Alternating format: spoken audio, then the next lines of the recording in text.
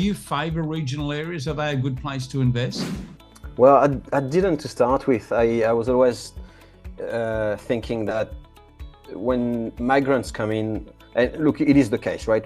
When migrants come in, usually they go to Melbourne, Sydney, some go to Brisbane, and then, but having said, they don't usually buy. So, and then they choose, their place of living. I think that, historically speaking, regional has achieved some great growth as much as other cities. The good thing with regional is typically they're less expensive to buy and hold. The yield is better as well. So we just talked about cash flow. So it makes more sense a lot of the time cash flow wise. So I really turned my opinion in terms of regional versus, the big capital cities. But I think Rusty would be probably the best person to ask on this one, Rusty and Bushy. Well, Rusty, we'll come to you. Do you think it's preferential to have a bit of a mix, a bit of cap city and regional, or do you?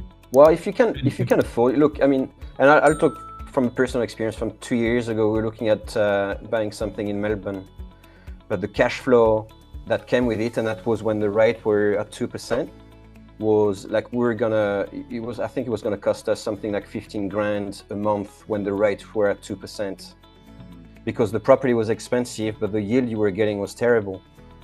So, if we had bought this, we'd be bleeding 30 grand a year from that property alone. So, even if the growth is exceptional, it's quite a bit of cash flow to sustain every single year for 10, 15, 20 years.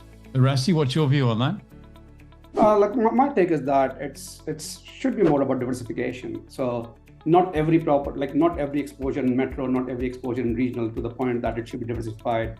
And and the point I'm coming from is that diversification is not just geographical. Like having few properties exposure in regional or few properties in metro is not good enough. It's more about what diversification at what socioeconomic level we are doing.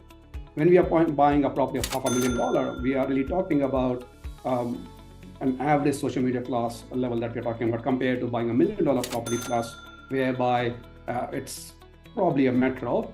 And it says that the sentiment that it feels that it's much more safer, because metros, like, people do appreciate, the international investors tend to come to the likes of Sydney, Melbourne, and Gold Coast as an example. So people feel more confident. There is a bias, first of all, that people think that the area that they live in is the only area that is growing. So there's a bias of buying in the backyard kind of a scenario. Of course, there's more population in the metros. As a survey, if we do, the major sentiment would be that no, it's the metro that will grow. But I would also say this, like, not every area is the same. Just like not every, Bushy made a point, it's market within the market. It's a heterogeneous market. So first of all, I'll be thinking about diversification. I would also argue that it really comes down to the long-term picture here.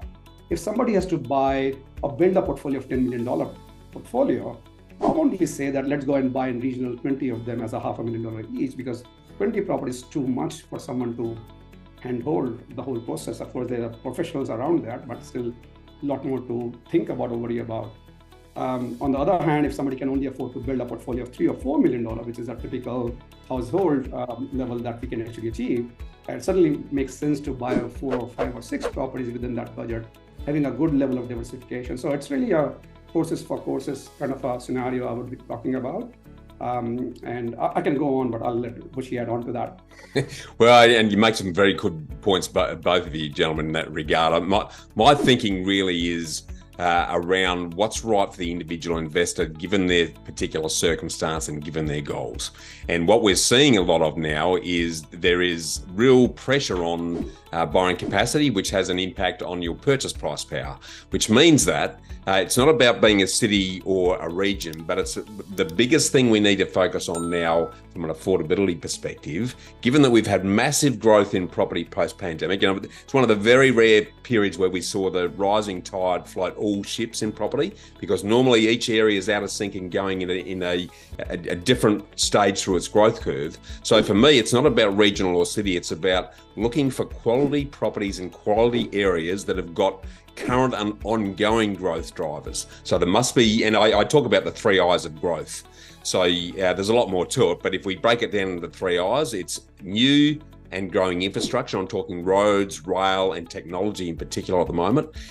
And in conjunction with that, you've got to have strong and growing industry diversity. So you can't be in a one-horse town. You've got to have a critical mass there with a number of industries that are growing, and that's need to be supported by strong and growing income so that people can continue to pay more for properties as values in that particular area increase. So I don't think it's a regional or city discussion to some degree. I think it's more a performance exercise, and if you've got that template right and you're looking for the right things, it doesn't matter whether it's city or regional. It's a matter of, is it ticking the 3 I's growth box?